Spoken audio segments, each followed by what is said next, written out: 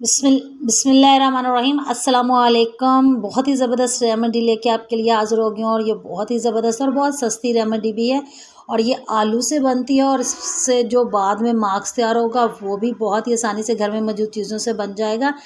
जी तो फ्रेंड, ये रेमेडी जो है वो मैंने एक टीवी शो में एक एंकर की देखी थी जो वाकई में बहुत काम करती है। ये आपकी टू टोन स्किन्स को बेहतर करती है और इसमें आपके कलर को भी फेयर करती है। जिसके लिए मुझे चाहिए एक अदद आलू। आलू जो है आपने छील लेना है और आलू आपने फ्रेश लेना है। जो ब्लैक आलू हुआ है वो वाला आलू नहीं लेना आपने। इस तरह से इसके जो तमाम छिलके हैं वो हमने उतार देने हैं। और ये जो रेमेडी है ये वाकई ही में काम करती है। आपने जो है ना इसको बस अप्लाई करना है, हफ्ते में 2 दफ़ा ज़रूर अप्लाई करें और आपको इंशाल्लाह बहुत ज़बरदस्त इसका रिज़ल्ट मिलेगा। और जिन लोगों की जो स्किन लटक जाती है और झुर्रियाँ आ जाती हैं फेस पे, जो इसके बाद हम मास्क अप्लाई करेंगे उसमें भी इस बहुत ज़्यादा फ़ायदा देता है। आप यकीन नहीं करेंगे कि ये इतना ज़्यादा फ़ायदा देते हैं। तो हमने आलू को ग्रेट कर लिया। आप चाहे तो आलू को ग्रेट कर लें, चाहे आप इसको ब्लेंडर में डाल के इसका जूस निकालें। हमें सिर्फ आलू का जो है ना वो जूस चाहिए, इसका पानी चाहिए। आप दोनों तरीक़ों से इसका जूस ले सकते हैं, चाहे आप ब्लेंडर में डाल लें, चाहे आप इस तरह से निकाल लें। क्योंकि ये जो ग्रेटर है वो बहुत बारीक वाला है, इससे भी जूस आराम से निकल जाएगा। हमें 2 से 3 चम्मच जूस के जो हैं इसके चाहिए होंगे।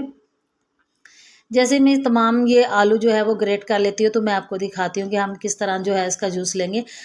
इस वक्त में आप इसको मलमल के कपड़े में डाल के भी आप इसको निचोड़ सकती हैं और चाहे तो आप किसी स्ट्रेनर में डाल के इस तरह, जिस तरह ये मैंने निकाला है इस तरह भी आप निकाल सकती है। लेकिन आलू का बच जाने वाला जो पीछे मवाद है उसको आप मत फेंकिए, उसको आप सुबह पराठे में या अंडे में डाल के इस्तेमाल करें तो उसका टेस्ट बिल्कुल भी ख़राब नहीं होता। तो इसको महफूज करके रख लें।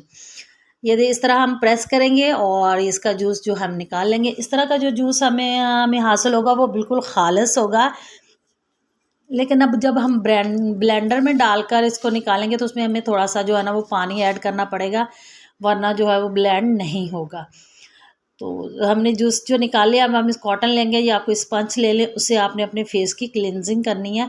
अच्छे से आलू के इस पानी से अपने फेस को आपने क्लीन कर लेना है। बिल्कुल 2 से 3 मिनट 5 मिनट आपने इसको क्लीन करते रहना है। तमाम फेस को आपने क्लीन करके छोड़ देना है। फिर हमने ये मास्क तैयार करना है। मास्क के लिए 1 चम्मच जो है वो मेरे पास चावलों का आटा मैंने ले लिया है।